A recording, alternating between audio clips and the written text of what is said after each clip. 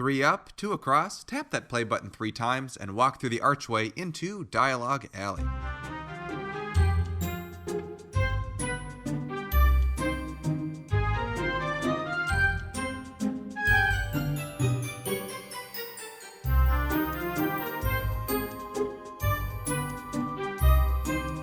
Hello and welcome to Dialogue Alley, a podcast about Harry Potter books, book translations, and all other things magical. I'm Erik. I'm Carly. And the two of us are Harry Potter book translation collectors, which means we collect Harry Potter books from all over the world. So if you like Harry Potter and you've been listening to other Harry Potter podcasts and you're like, hey, what else is there to talk about? We've talked about all of it. Wrong. We have not, because Carly and I and Melanie, when she is here, all talk about Harry Potter books from all over the world. And we do this because, one, we love collecting things. I think we're all just innate collectors. 2, we love the Harry Potter books and the fact that they've been translated into so many different languages. That alone is just a really cool fact. Oh, it's fabulous. 3, the artwork on some of these books is just outstanding, and it's stuff that we never got to see in the United States. So there are just so many parts about collecting all of these books from around the world that could appeal to anyone. And whether that's you and you're like, hey, I want to start a book collection of my own, that's great. We can help you with that. Or, no, I just want to live vicariously through them and hear about it. That's cool too. Yeah, there's something for everyone here. There is. And speaking of something for everyone, today's a mailbag episode. We're going to answer everyone's questions. So we've asked for people to send in questions about anything really Harry Potter related, and we are going to do our best to answer them. It's just Carly and I today. Melanie's not here, but we will do our best job to make sure that no question is unanswered. I know. So you're in charge of the time. You're the teacher. You're in charge of time, because we all know I ramble. Okay, I can do that. I know. If this is your first time, again, welcome. We're so glad you're here. If this is your 50th time or 100th time, thank you so much for supporting us. We love talking about this stuff, and we're so glad that you are along for the ride. Carly, you were going to say something? I was just going to say I'm so glad they're here. Yeah, me too. We're going to talk about a brief amount of news before we get into our questions from listeners, and then as always, we're going to talk about one specific translation in our translation of the show. And I can't believe we haven't talked about this one. I think we say that quite often, like, whoa, we've never talked about this. But there's a few reasons why we haven't. It breaks the norm a little bit for something. There's a few reasons why we haven't. We'll get to that when we get to the translation of the show, when it's Tot's time. But it's such a neat book that I feel... I know. It's such a neat book that I feel like it would be a disservice not to talk about it. And then it's also it's totally out of my scope of collecting, for one. So I don't know. I think it's fun. So it's a book that I think we should discuss at go time. Fantastic. So let's get going first with some news about anything Harry Potter related.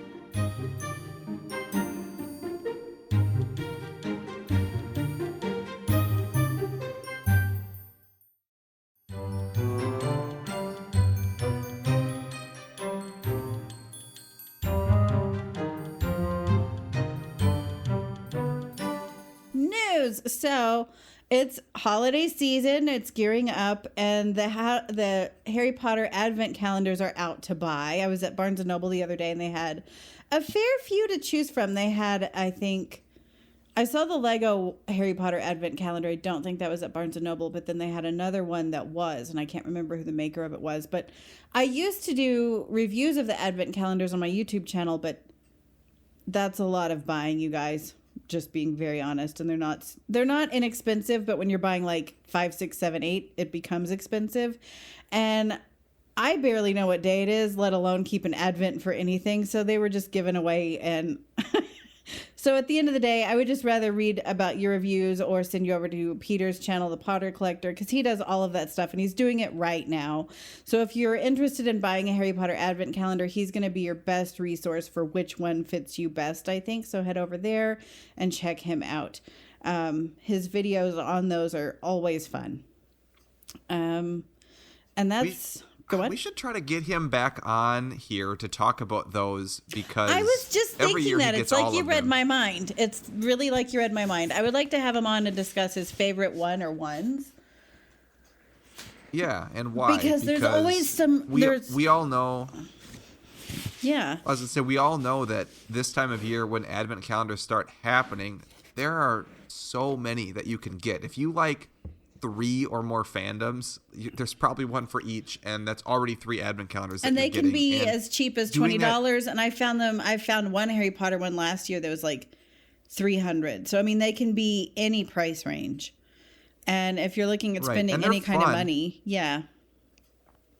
They're fun, but it's still more stuff. You're getting more stuff. And oftentimes what comes in advent calendars is fun. I agree. Like, hey, this is cute to get like every day. The Funko Pop advent calendar is really fun. I loved mine. But it was more stuff. It's super fun, but at the end of the day, you're stuck with a bunch of things. I've got all the mini Funkos and things. Yeah, I wound up giving all of those away to people, or I think I gave the calendar away to people, or to someone. Right. I didn't part it out. But I don't know. I think that's a brilliant idea. It's fun. We usually do 1 or 2 calendars. I have 2 kids, so they each kind of have their own, and that's all we really do. And so we've kind of just, we've done a Harry Potter one, we've done a Lego one, we did a candy one, we did a sticker one. Like, there's just a whole bunch of different advent calendars you can get. But and even the Harry Potter ones, there's, like you said, multiple to pick from. Oh, so many. If you're doing one, or if you plan on doing one, send us a message. We'd like to hear from you and which one you got, because that would be pretty exciting. And then after you get done with it, what you think about it. Was it worth the price point? I would love to hear your review, because you're the consumer at the end of the day. Yes. But I can't think of any other news other than advent calendars. Can you? I mean, the only thing is we can reiterate again that if you're collecting the new Croatian translations with the new cover art, all of those books have been released. So I have to get on the last 2 now. I've got the first 5, so I've got to finish out the series. And I'm super excited. The covers are fabulous. And I'm actually thrilled that it's Croatian that came out with those. Because it's not the languages that you usually expect to come out with unique covers. So I love that they did that. Right. And I don't think we've mentioned yet that, Spain came out with an anniversary edition that's extremely shiny. We talked about it. Rainbow foilish. We did. But Catalan has a anniversary edition. Do. I checked it out. With the shininess also. It's not quite as intense as the one in Spanish, but the one in Catalan is pretty cool. So if you're collecting shiny things, go for that one. If that's your collecting criteria. If I was comparing the 2 directly, only shiny books. I know that just looking at a picture of the Catalan one, I don't think it's quite as exciting as the Spanish one. So I don't remember the picture being very exciting at all. No, it's still just a Johnny Diddle cover. Like, there's no difference in the art. I wonder if they have the sprayed edges. Shiny, but now I'm going to have to buy it, and it's your fault. Sorry. Well, hey, it's about time I've convinced you to buy something on the show. That's also accurate. It's kind of like me and Melanie's the game when we're like, can we make Eric buy this today? And we look over. No, but no matter how hard I try. Turn around and buy stuff. Right. Well, no matter how hard I try, you still have not bought the Jim K Magical Year. So I am glad that I've convinced you to maybe spend, €20 and buy a Catalan book. Well, I love the Catalan language. I think it's such a neat language. And I don't think it gets nearly as much airtime as it deserves. Because, Spanish is really, really fun. But so is Catalan. Just being honest. Like, I love listening to it. It's like most Romance languages, or all Romance languages, I highly enjoy just listening to people speak Catalan. It's very, musical to me. So I like to own books that have that. Yeah. I'm such a language nerd. Which is why you're on a podcast about Harry Potter books in other languages. Yeah, so to be fair, I'm not going to find a language I don't like. Yeah. It's true. And speaking of things that we like, I think we should move on to some questions from some people we like, and those people are the listeners of the show. Yeah, I agree.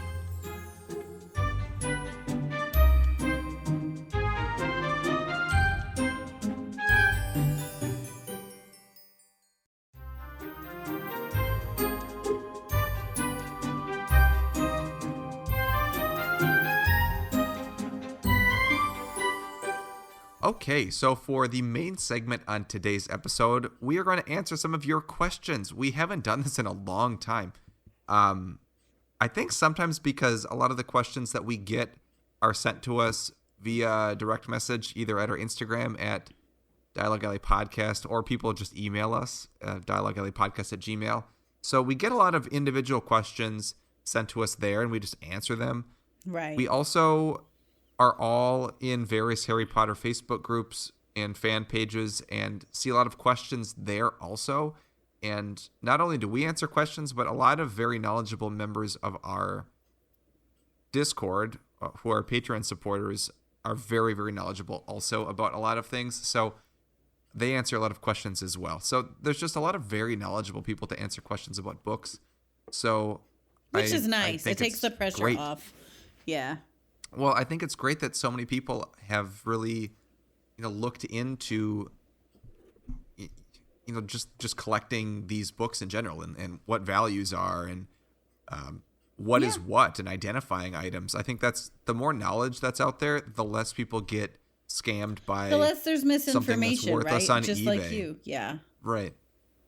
And so that's what that's always what we're here for. We're here to spread information and stop the misinformation and the scamming and help people hang on to their hard-earned money. Exactly. So we want to spread the word. So let's go through some questions because I think a lot of the questions we get are interesting in general. So the first one, which I really like this question, is how do you get pristine copies of very rare books? And I believe the actual question specified the Big Six translations. It is around the Big Six specifically. Right, which if you're new, there are 6 Harry Potter translations of Book 1 that are extremely difficult to find. They're the rarest ones. Those books are Asturian, Gujarati, Macedonian, first printing, Malayalam, Greenlandic, and boy, what am I blanking on? Nepali. Nepal. There we go. I got him. And I was trying to go in alphabetical order, but I missed Greenland, so it threw me all off. And those books are very hard to find. And they're that's not the understatement of the whole show. Right. We've all found a copy, but the question is in regards to very pristine copies of these books. And I think luck has a lot to do with it. Because all of these books are out of print, which makes them so difficult to find. So a lot of the times if you see, especially I'm going to use the 2 from India, Malayalam and Gujarati, who are both published by Manjul, which is still a publisher. They just don't print those 2 books anymore. A lot of the people that you see with these books in their collection either bought them when they were available at bookstores or direct from Manjul, from the publisher from India, and they've never sold them or read them, because we know from owning these books that if you start reading them, they get gross really quickly. Like the pages get dark, and they look like a red book. So I would say to get a pristine copy of this book at this point in time, since they're all out of print, you had to have already had one from before, or you're buying them from someone that some reason has bought one and doesn't want it for whatever reason, or maybe they don't know the value. But I think at this point in time, especially with the Indian books, most Gujarati people there Malayalam, know at least that they're worth something. They may not know what, but they know that they're worth something. And I looked into, I've got my Gujarati, is wonderful. The Malayalam is not so wonderful, right? It's pretty, it looks like it's been in a dumpster for a while. And if not someone's backpack, and then we a all dumpster. know what my we all know about my Macedonian book. But yeah, my Malayalam book is bad too. So it just seems like at this stage in the game, luck. if you want a pristine copy of a very, very rare book, it's luck, or you're buying them from someone that is selling it from their collection and they know the value. So like and my Gujarati is the second copy I've owned. Yeah.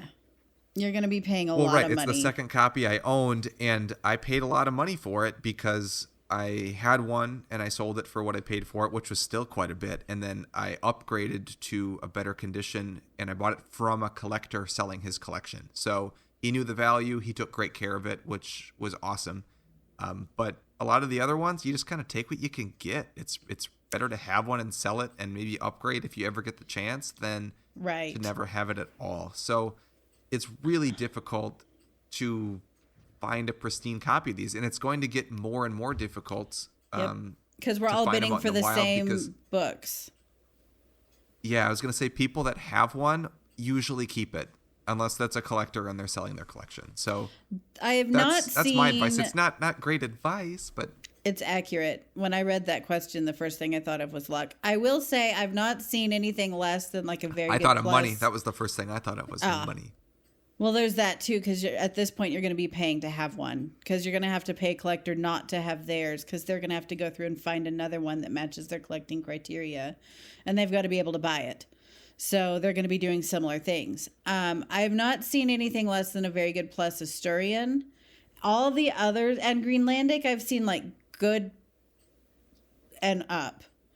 But the others, they can really be a crapshoot as far as condition goes.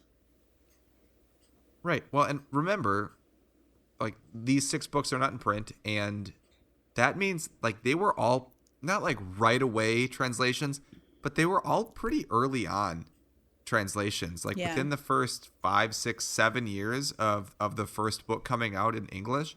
So they're just older books in general. It's not like they were recently out of print. They've been out of print for a long time. So like, it's only going to be getting more and more difficult. Oh, goodness. Yeah, and there's several different reasons as to why, because Manjul's still in print. The others, I don't think, are still in print at all. I don't think any of the other publishers are still in business for different reasons. Well, it's the publisher, the Greenlandic publisher, Trabe I think is Asturian defunct. Greenlandic's defunct. Yeah. Songbird is defunct. And the translator's Nepali. dead. Yeah, so and the that's translator's like a dead. double zonk. Songbird is Nepali. They're no more. The first Macedonian, I don't think they're anymore either. No. Then Manjul's still in the game. They're doing fine. They're just not printing the books, and I don't think they care to. Although there's been some chat around there. I think if they're going to do it, they would have already done it, because they've got the money to do so. Right. And then Trabe, that's Asturian, they're still around, and they've been telling everybody, oh, we're going to do another print of Asturian, since I asked them back in 2014, and it's not happened. So I don't think that's going to happen. That was 9 years ago. So I think if they were going to do it, they would have already done it. Sure, I agree with you, because I've even gotten an email from Manjul saying like, oh, we plan to reprint these, and that was like 4 or 5 years ago.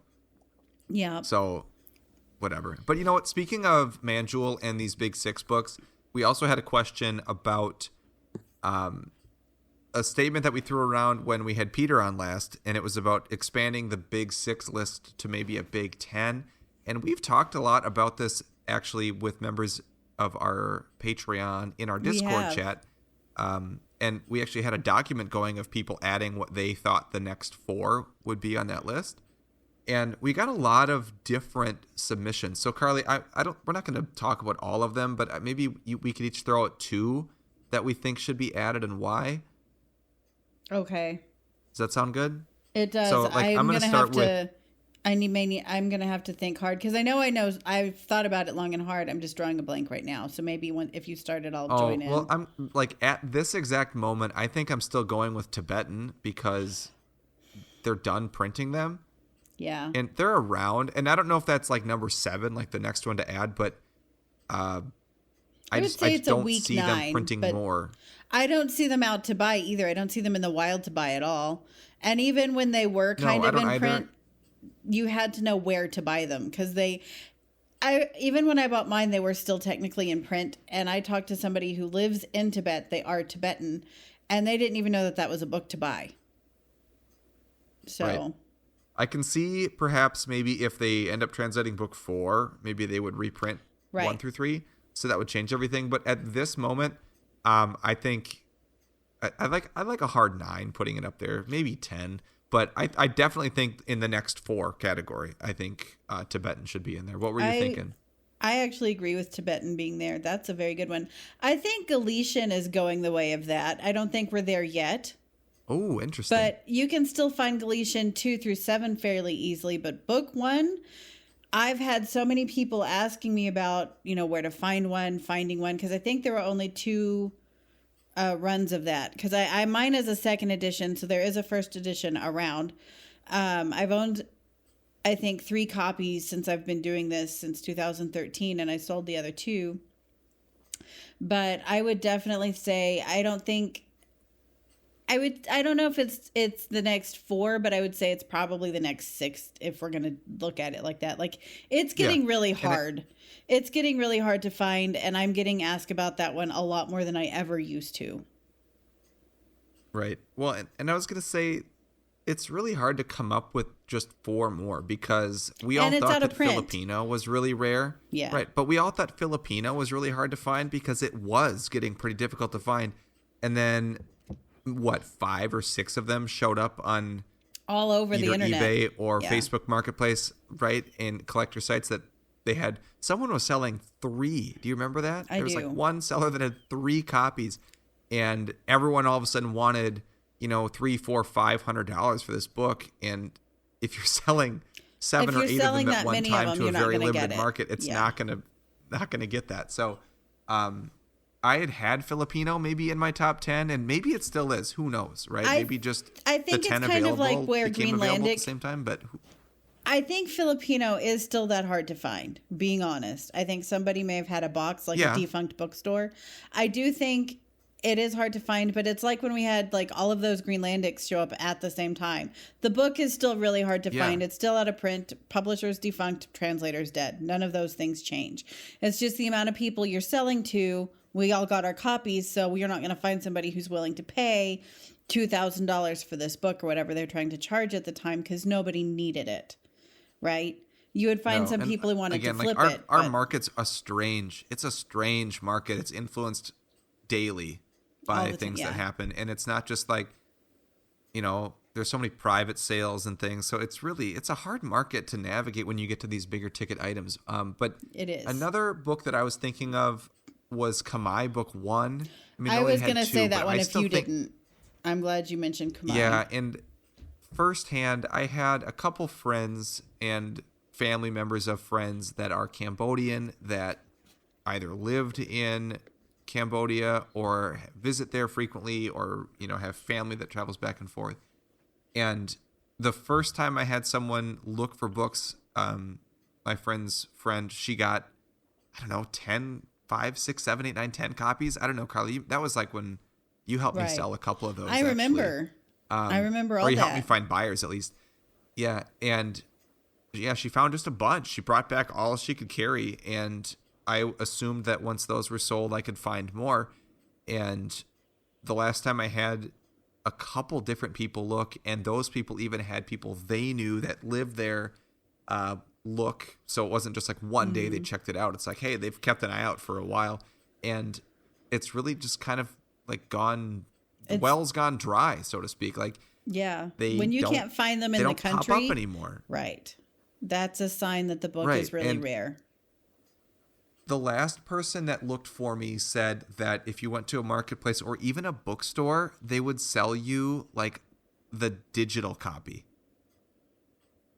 Wow. So I don't know I don't know what that meant. I don't know if it was like they sent you like a flash drive with it on it or something. I don't know. Or they just loaded it onto your phone. I don't know how ebooks work in Cambodia, but I'm assuming similar to here, which is why I was kind of confused that you'd have to buy it from the bookstore.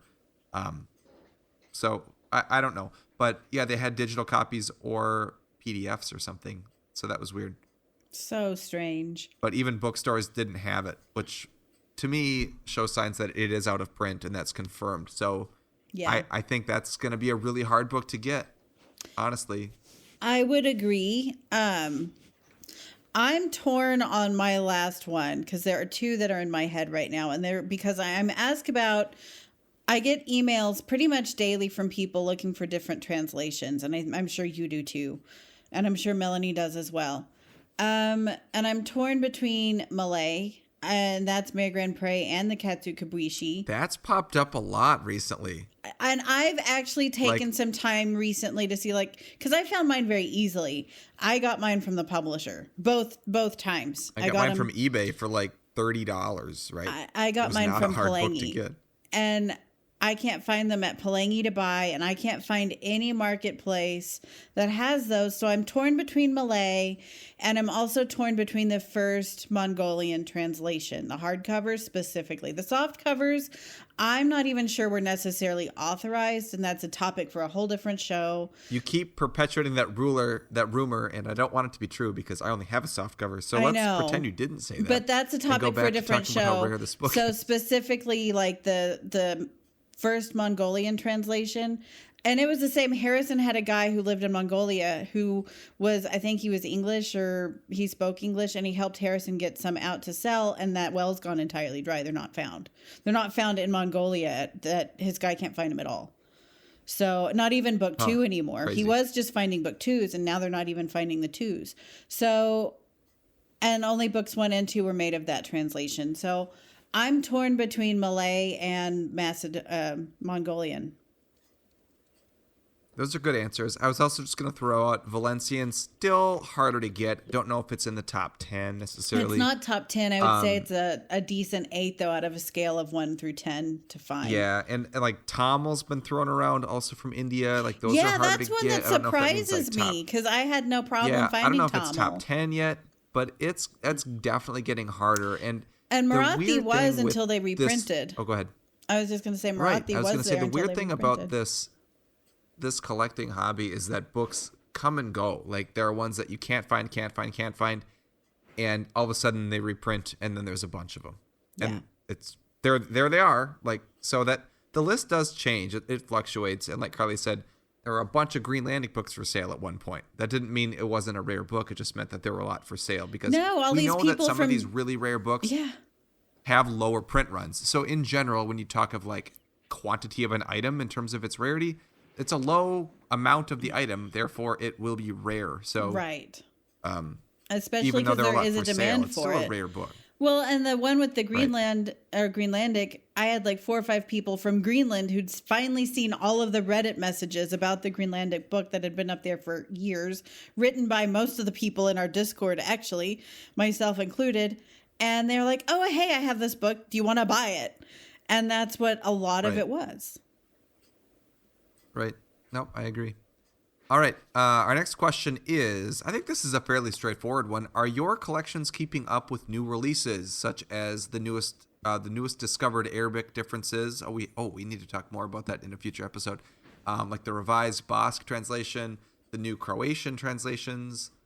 I think for me, generally, yes. If it's a new text block or translator, so it's like a new translation because it's a new translator, as in a human.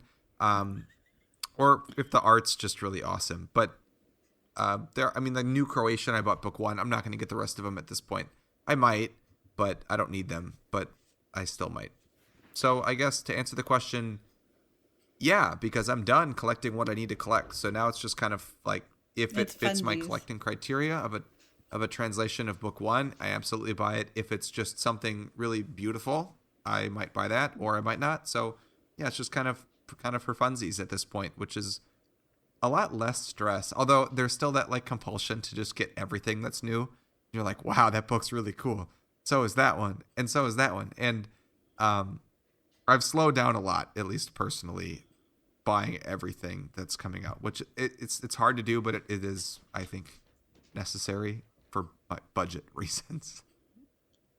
Mm-hmm. How about you? Are you getting new stuff? Yes and no. Like I'll buy the next 2 or finish out the new Croatian because I love those.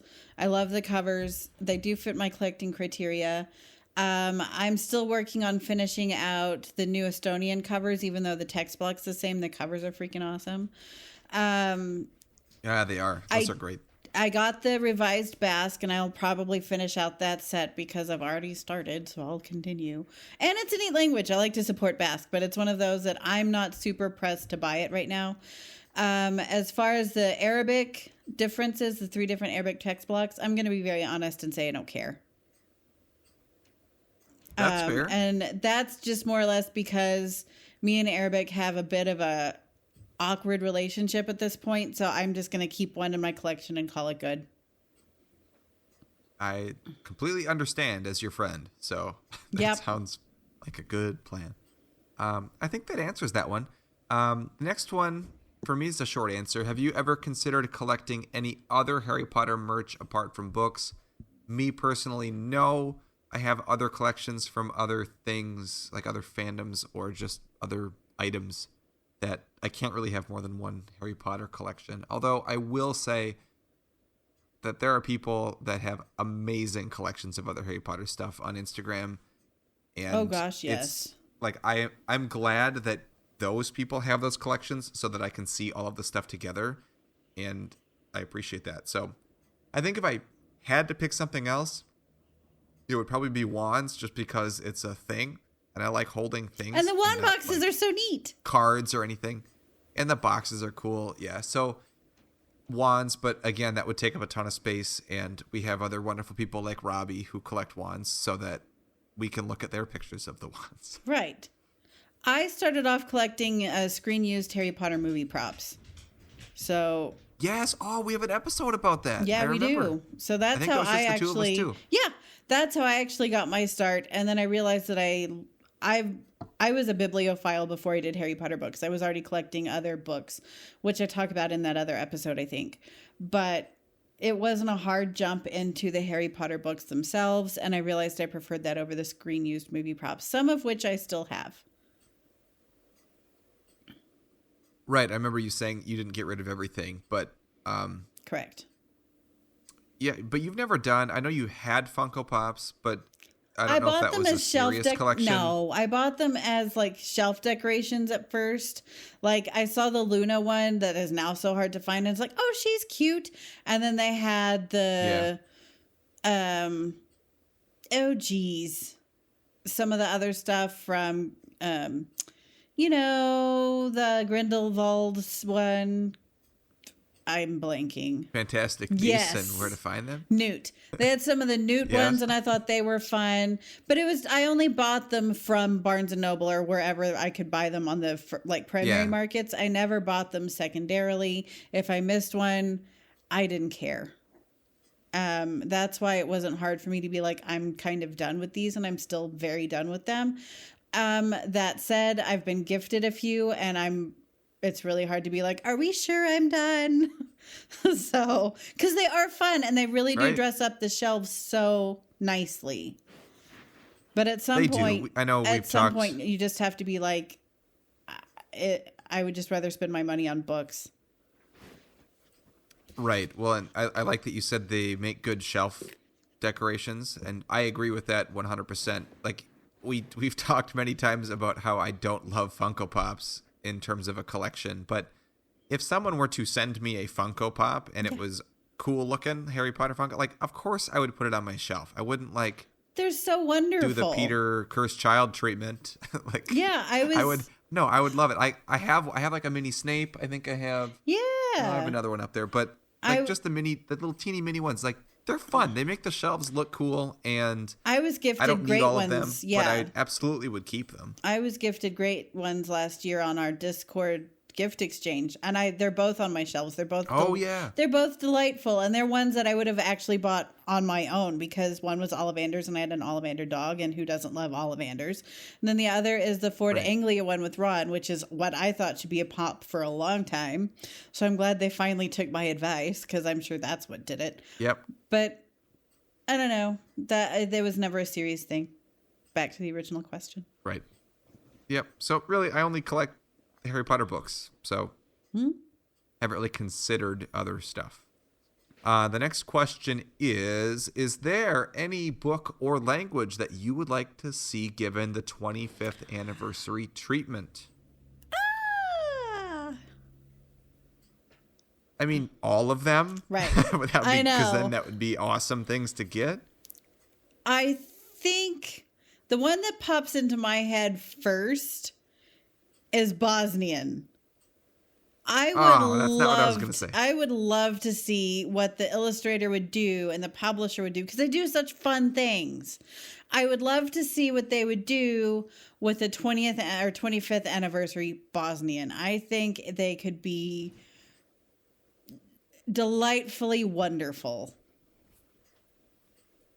That would be awesome. I was thinking kind of more of like the OG translations. Oh. So, well, and Bosnian's awesome. Like we've talked about how amazing that art is. But like we're rolling around to the 25th anniversary of the OG ones, which typically means some of the most iconic translation covers. So obviously for me, Swedish, which is one of my absolute favorite translations, period. Yeah. I think that book is just a perfect book to buy. I can see them, especially now that they have the new publisher, like coming out with. Well, they did something for the 20th. And the Ali Mas was, so was their 20th. Yeah. Yep. So I'm hoping that Sweden put something out. I'd love to see Finland do something really cool. Yeah. With their art, because their art is also, right, just iconic. We've seen what France has done, what Germany's done. Danish, I mean, who knows what they'll do, but that original cover is cool, but it's not as, iconic. Didn't they do to a me box as some set of the for their other 25th? ones we mentioned. With the original art, yeah. I can't see it, so maybe they did, and I just don't really care. Seems like someone posted it. They have a box set that they released, I think, maybe for the 25th anniversary, and it's just the original covers. The Dutch book just came out with the 25th anniversary, which is like the original cover pre-movie font. Right. Just and like Italian did. I'm so torn. Like, I would love a hardcover pre-movie, because the original pre-movie is all soft, right? The hardcovers didn't come out till 2000 for book one, but I already own that cover. I already have the pre-movie, and I already have a hardcover. I don't need a fourth. Right. So, yeah. I don't... I like that you're like, I think if... Yeah. I know that... I think if I had to pick one, I'd pick Swedish. Because I know those books 1 through 7 original are fantastic. So... and they'll be fun. Would guess that the 25th anniversary would be great too. I could see it being a really clever departure from what they've done. Either that or like made it even more zazzier, and I don't even know how they could do that. They could do it. I was thinking of making it zazzier. Even if like sprayed edges, like sprayed kind of like how Spain did, where they sprayed the spine and they sprayed the edges and they just zazzed it up, right? Like they could totally do that. If any publisher could make a book like super snazzy, it is, Sjogren, Rabin and Sjogren. They could do it. Yep. I think we have a couple more, which we can do this pretty quickly. Can you tell me about the Chinese multi-volume set with the comic book covers? I love that set. Yes. And I've never even talked about it. Next question. No, kidding. I've never even put it on my Instagram. I bought it as a housewarming present when I moved into the house that I'm in now. And it's just, and I look at it, I love them. I've taken all the covers out. I've looked at them. They are so much fun. There are 20 volumes. They're soft, they're thin, and they're pretty easily bent, creased, and like torn. So that is something to be super aware of, is the quality would not do well on our tots. Just saying. But the set itself, there's actually a link, if you're in our Discord, there's a link to buy that set from where I bought it from the same seller. It's like $159 shipped, which isn't bad for all 7 books, especially 20 volumes. No. With really fun overseas art. Especially. Yeah. Really, really fun art. And I got it within about a month of buying it, which is pretty normal for China. And I highly recommend it. I love that set. And I've got to remember to post it on my Instagram. I've just gotten I don't enjoy the social media as I once did, so I just have to remember to do things. But I love that set. And if you're on the fence about buying it or don't know what it is, we'll post it because we're talking about it here. So it'll be for sure on our Dialogue Alley Instagram. Yeah, I think when Carly said 20 volumes, if that was like, whoa, 20 books? No, well, it is 20 actual individual books, but book 1 is in 2 parts. There are other languages that do this. Melanie and I actually did a whole episode about multi-volume books that come in multiple volumes, multi-volume books.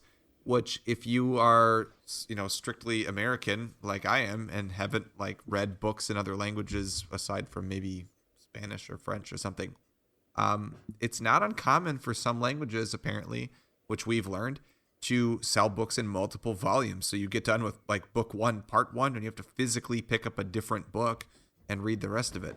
And like the longer these books get, like the later in the series, the more volumes they come in. So I think book 1 in this series is 2 volumes. I think book 5, is it 4? It's 4.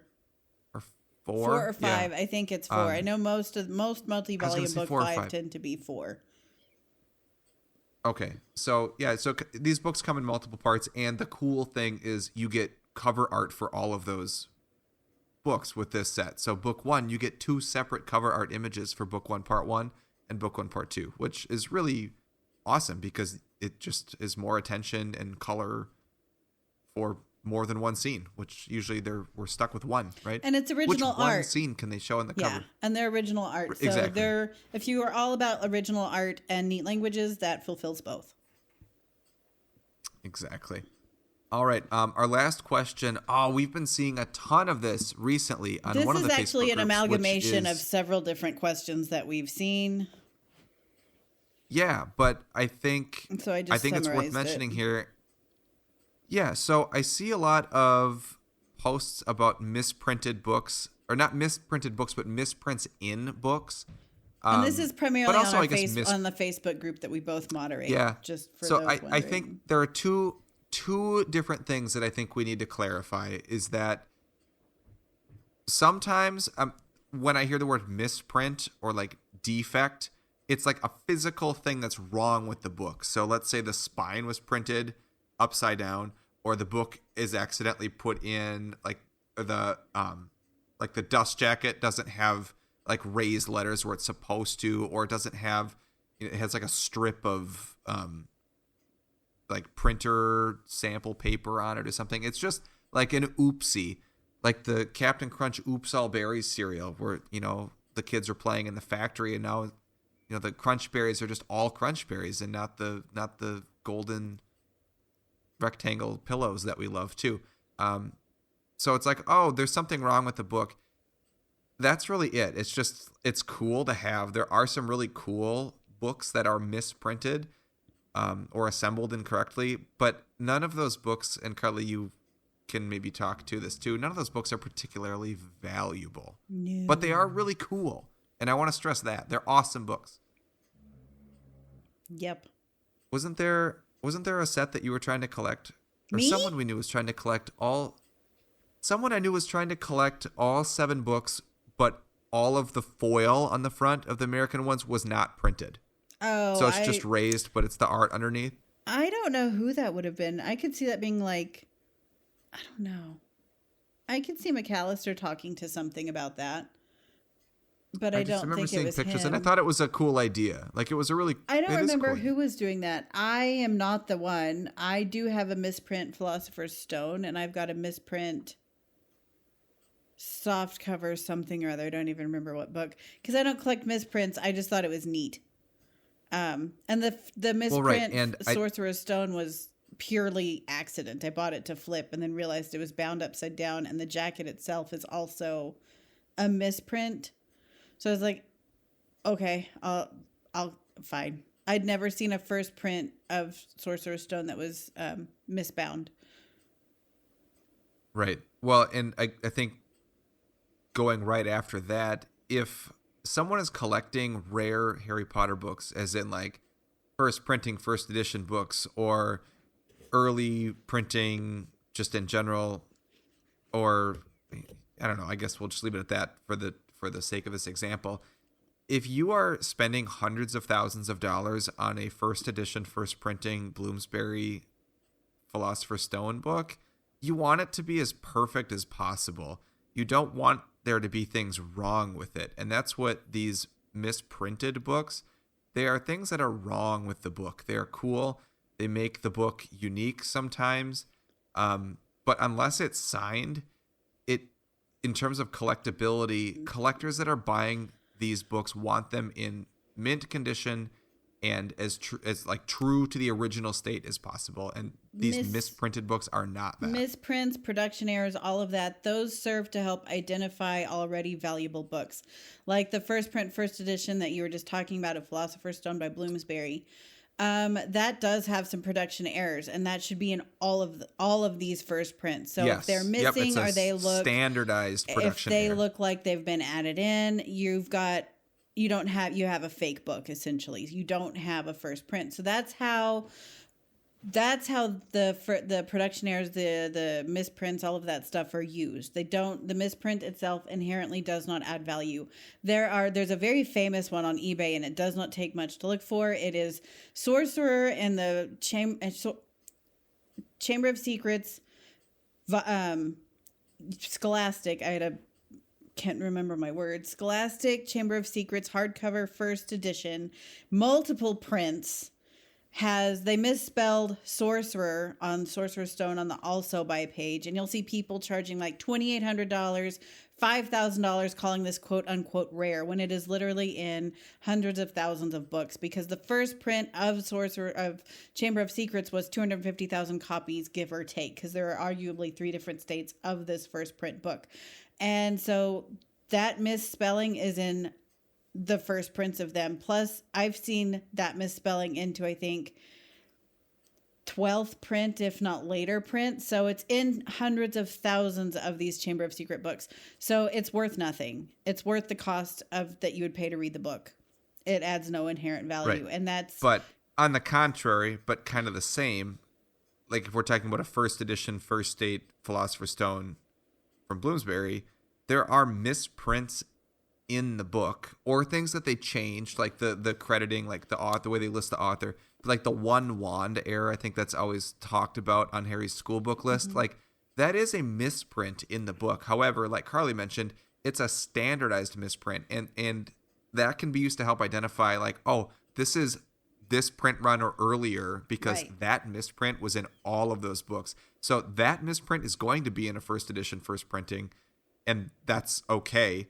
No one's like concerned about that, because every single one of those books that was printed is going in to that have first that. Print run, second print run, it's going to have that error. It's not like this one book got an extra thing of glue dumped on it and it's got a weird thing in the corner.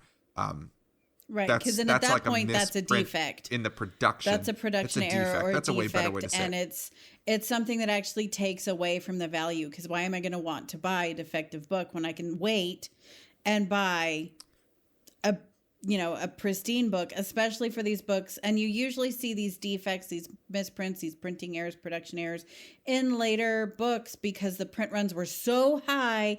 They're cranking out so many different books, and they're using many, many, many different printers. So they didn't have as much of a beat on quality. So a lot of it slipped, and you see a bunch of books that's bound upside down. You have books that are like bound out of order. None of them are worth any more than the other. If anything, the book that you have is probably worth less than what you would pay for a normal book even now.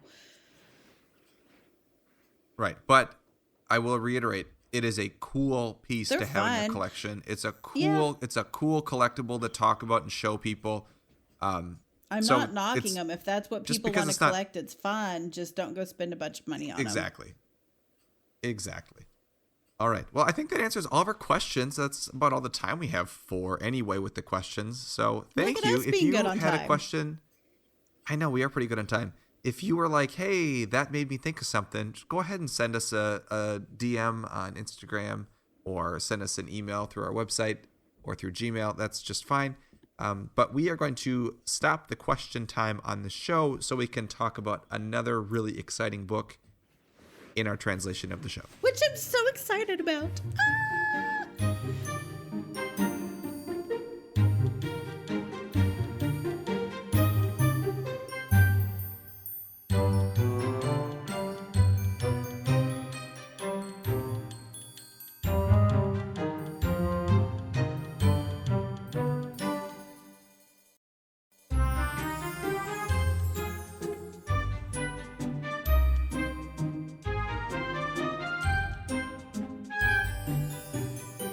So the translation of the show I'm super excited about, and this is one that is not usually on.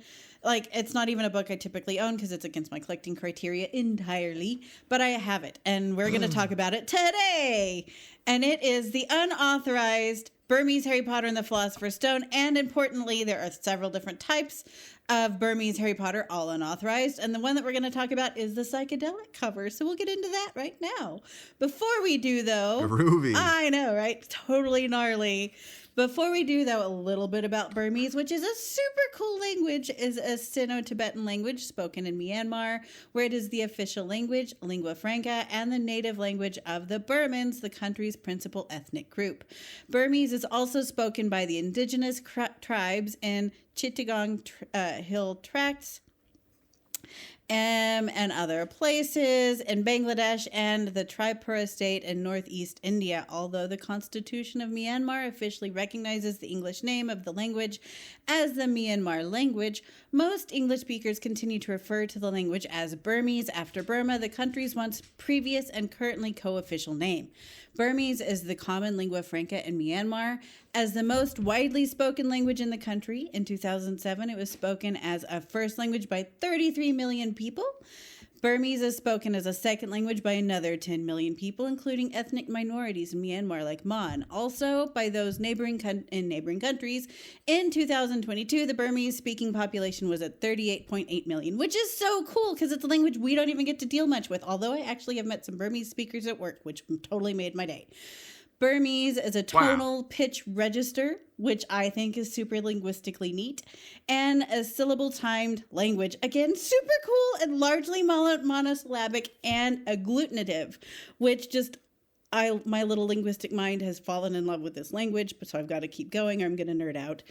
With a subject, object, verb, word order, it is a member of the Lolo-Burmese grouping of the Sino-Tibetan language family. The Burmese alphabet is widely descended from the Brahmic script, either the Kadamba or the Pallava alphabets. The Burmese language is closely related to Mon, Karen, or Quran, and the Shan language, which is totally like, I love this language. I do too, and shall we say, this didn't come through in that wonderful information from the Wikipedia, but it's a beautiful language. It looks so cool. I love looking at it. Like the script itself, gorgeous. I know. Yes, it's not. I don't want to say this statement because I know it's not true, but like, it reminds me of Sinhala, like just the amount of like swirls and loops. It's just a gorgeous language, and I don't know. It's one of those where I have a really hard time making heads or tails of it. Oh, so it's wonderful. The fact that people can read this, I think, is so cool. I actually tried to find out if I could find out who the translator was. It is unauthorized. But everything's in Burmese, so I can't read Burmese, so I have no idea who translated it. But they did a great job, I'm hoping. I'm hoping so. So this was the newest, I think, unauthorized translation. There's a few. So like this is published by Exit. How did you get yours, Carly? I got mine through Sean McAllister. I also have, so book 7 is divided up into 2. I bought both of those from him as well. We weren't certain if these were authorized or not at the time, and in case it was authorized, I went ahead and bought it because getting things out of Myanmar is not always easy. So I went through and bought what I could and what he had at the time, and that's how I got mine. And then we found out later it was not authorized, much to my chagrin. I really wanted it to be authorized because a cover this neat deserves to be I think. It's so wonderfully creative. Well, and I got mine from Sean also, probably in the same order as yours. And yeah, I got it. Even if it was unauthorized, I didn't care because the cover was so cool. Yeah. Like a lot of times you see unauthorized books that you might want because the cover is so blatantly unauthorized. Like it's just like terrible clip art or low res photos taken from the movie. Oh, I know. I love the or low res something movie random. photos. Where it's like, so like those are funny to have, but like Yeah. this one's like legitimately cool. The cover is cool. Well, and you see it, you're like, whoa, what is that thing? And of all the Burmese translations, because there are, I think, 4, it's the one that stood the most chance of being authorized because it looks so different. It does. The others Yeah. actually have Harry Potter covers or movie art or something, and this one just, it's definitely its own entity. Right. How about a scale for value and rarity? I haven't bought one recently, so I can't really answer that. I can't either, and I think you can still find them. I don't look for these to buy, so I think I paid what Sean paid, which he paid the publisher, so it was the cost of the book plus shipping. Right. And so the fact that this has a publisher with a website, so you could like look up exit publisher Burma or Myanmar, and you'll probably get to their website. I think they have a Facebook page also. I think which they is do. where I think they do most of their business through. But value, Carly and I didn't pay a ton. We paid the value of a new book plus split cost of shipping from Myanmar. So, and I don't value unauthorized translations highly. I know some people will pay a lot for them. I've seen some unauthorized sell for quite high, but it would never be to me. Sure. But it's a fun book to have for like $20-$30. Oh, absolutely. That's kind of what I remember paying. So yeah. Let's get into the tot scale. Carly, let's tots it up. Yes. Yeah, I know. Let's give it a good smell. Okay. I just flipped my pages and it already doesn't smell great. Mine doesn't either, and I can't read these page numbers to tell you. I was going to tell you the page, and I don't know. I'm on one that has a J in it. I love this As script, they all though. do. I know. I know, it's so beautiful. I know. I really don't like this. I'm right in the middle of the book. I'm going to give it a poor. It's just bad. It smells like a bad comic book. It does. It's not like a pungent. No, it's not musky bad. But it's not the compost heap. But it's not a good smell at all. It's not even an average smell. Death it's a or below average smell. No death or decomp, No, but it's definitely bad. It smells like, yeah, it just smells like a smell that you're like, yeah, I don't like being here, but it's okay. It smells like poor bad. for me. It smells like comic book to me, so it's a poor for me as well. Size and proportions. This actually is pretty good for me. It just feels like a pretty standard paperback book in terms of size and proportions. So, I mean, I'm going to give it an exceeds expectations actually, because it's a good size book to me in terms of, the thickness and the height and the width, especially for reading. I'm going to give it an acceptable here. Because it's a good book, but there's nothing outstanding about the size and proportions for me. How does it feel in your hand? This is where it starts to slip for me in a bit. Like it's a great size. It feels good to hold in terms of the size, but the actual feeling of the book for me, it's very slippery. And it's very like stiff. The shininess of the boards, if you can call them boards, like boardy papers. They're wraps. Wraps. I mean, but it feels like a really kind of thick piece of cardboard. Anyway, it's just very, very slippery for me, and the pages feel very spongy to me too. So I don't love it. I'm giving it a poor. It's just too slippery, and I don't like the feel of it. Mine exceeds expectations for the same reasons. I love the feel of it. Very subjective. I love how the paper feels. I love to squeeze the spine. I love how spongy it is. I love how slippery it is. Like, I love everything about how it feels in my hand. It is a book that I pick up for like. That's so random. I know, but it's a book that I love the texture of. So I sometimes just love to pick different books up off my shelf and feel them. And this is one that I've definitely done that. And I'm like, oh, that feels so nice. So maybe I'm just having an off day in terms of the I think touch I'm a weird sensation. But I'm a weirdo. I really don't like it. But you know what? Like, I don't like the feeling of like velvet. Like, there are some sensory fabrics and stuff that I just don't like. And like everybody, he's got like those one or two things you're like, yeah, I'm not into that.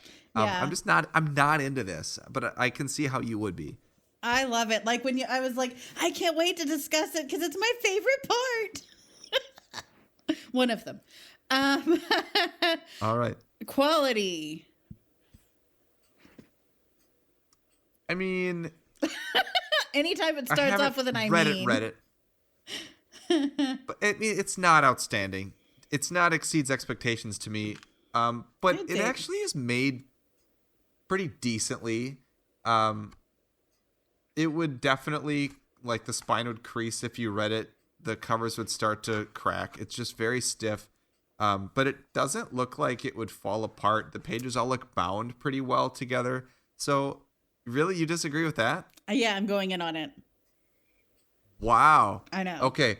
Well, I mean, I was gonna give it an acceptable because to me it's fine. But again, maybe your book looks very different than mine because it's very possible that there were a lot of differences with the back. That could be the case. It is unauthorized, so they may not have the quality control that an authorized translation would have, unless they're Bengali, and then they have no quality control. Well, convince me to drop my acceptable because I'm not in love with that rating. I'm gonna give it a poor.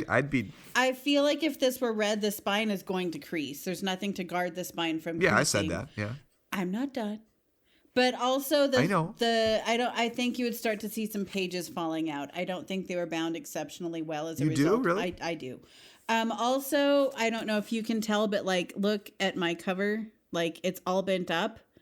And this was just, and then I've got a big old crease down here. And this happened during my move. And I know that I moved a lot and I've done a lot of things, but this was packed super very well. And it could not handle being packed up in a box and wrapped up very well. So that's very frustrating that it didn't take much to bend it that bad, and it will not straighten out. So because of that, it gets a 4. I get that. Okay. And I think that's it's also very stiff. This book is very stiff. Like, we've had the ones that just flop open. Yeah. This one doesn't. No, it would definitely crease, and I think it's good for one read through. I think anything after that, you're going to start seeing pages becoming loose as you read, because I don't think they were glued in very well either. All right. Well, I will change my score to a P+ because I don't think anyone's ever given that score before, and I want to be the first. Yeah, one. You're the first. I'm going to be a P. P+. Okay. Cover art interpretation. This is, out of all the books in my collection, authorized or unauthorized, this is among some of my favorite, like one of my favorite covers. It just has to be. Like, you can't look at this and not want to read the book. Like, if I were to see this on the shelf anywhere, I'd be like, I must read that book if I could read, Burmese. And even as it was, it would be a book. I don't know that I would have bought it if I didn't think it was, like, we were on the fence, like I said, about it being authorized or unauthorized, and I went ahead and bought it just in case. I don't know if I would have bought it knowing it was unauthorized. It's one of the only unauthorized books I have. There's one other that I have. And I love the cover regardless. So I would say outstanding cover art interpretation. It's weird. The quality is not great of the cover art, but the art itself to me is outstanding. I wish it was like not so pixelated and a little bit better fine lined. Yeah, I was going to say the same thing. So in terms of unique cover art, if we're counting this as one, because it is unauthorized, the art itself is really just cool because it's different. I think if someone showed me this picture in their notebook during like math class that they'd been doodling, which to me, that's what it looks like. Like you've been just doodling in your notebook for a while and colored it in with colored pencils. It's a cool picture. I think it's so bizarre that I don't necessarily love it as an image.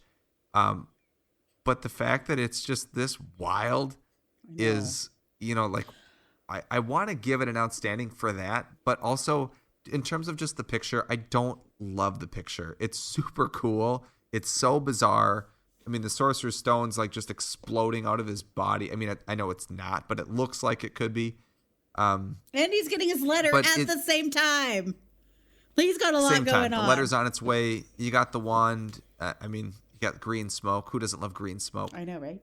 That means something's happening. I think I'm gonna split the difference. I want, like, in terms of having this, it's outstanding. I love it. In terms of the art itself, I think it's only okay. Like, the quality of the picture, I wish it was better. So I'm gonna split the difference and say it is an exceeds expectation for me. I will say I love that they keep the same strange energy. Like, their book 7 has also the same strange kind of art. So I love that they kept the energy throughout. It's a definite strange set. I'll tell you that. And X Factor. It has to be the art. I mean, like, I can't get past that. I know it's something we've already talked about, but that really is why you would buy this book. X Factor is usually like, oh, what's one more reason to convince me to get it? To me, that reason is the art on the front of this. It's just wild. It's something you show people and they're like, what is that? They're like, know. Well, let me tell you. I'm the same way. Like, there's a few covers where people are like, out of the translations. But out of all the ones that make me pause and go like, that's very strange, this is my favorite very strange one by a long shot. So that's going to also, we're going to have the same X Factor here, I think. And if it would have been like the other Burmese covers, I would have not bought because they're boring. I love the language, but they're not authorized. So it's outside my collecting criteria. And even when I found out this wasn't authorized, it would never even sell it because I just love the book itself so much. And I love that it exists. So it's the art for me as well. Awesome. Well, I think it's probably the art for most people. I mean, I know the language is cool, but unless you're a really language-y person, like a few people in our Discord are, including you, you would get it because the cover is just wild.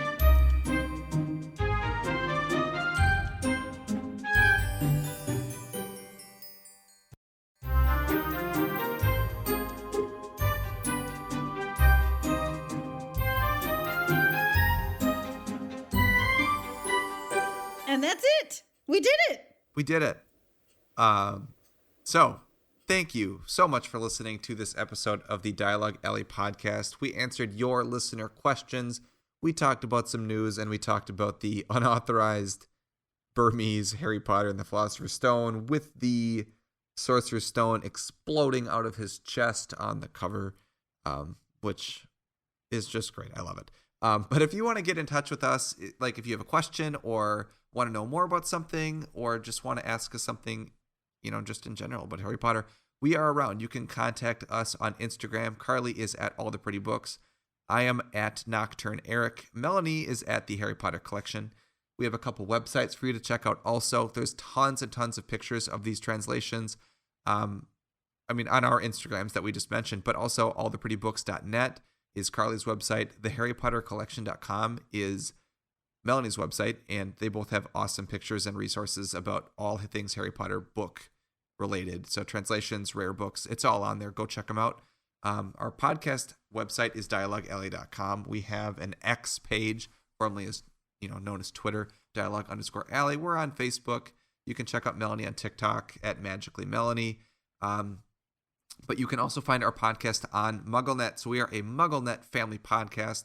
So if you go to the MuggleNet website, we are on the podcast tab, along with lots of other really great Harry Potter podcasts. So if you need some more Harry Potter shows in your life, head over to MuggleNet and click on that podcast tab on the top, and you can find a whole bunch of more wonderful things to listen to. So go check that out. We are also on Patreon. So if you want to support our show even more so than just listening, and if you are just doing that, thank you so much. We're so happy that you're enjoying our show. If you'd like to take that a little bit further, you can head over to patreon.com/dialoguealley. You can sign up for our Patreon, which gets you various reward tiers. But I think the number one thing that people usually head over there for is access to our Discord, where you can get access to our community chat Discord about Harry Potter book translation collecting. So if that's something that you really want to get into, we have tons of people willing to help you get into that, aside from just us. So, and they're just really cool people. Yeah, delightful. And you get to listen in live to episodes, which Annabelle did the whole show. So, yay, Annabelle. You rock. Yeah. I think that's really it. So, Carly, that was fun. Thanks for being here. That was delightful. Thank you. And I Woohoo! enjoyed You're Annabelle's welcome. questions in And- the chat. That was fun too. Yes. So now it is time to walk back through the archway and into our daily lives, and we will catch you next time on Dialogue Alley. Bye, everybody. Bye.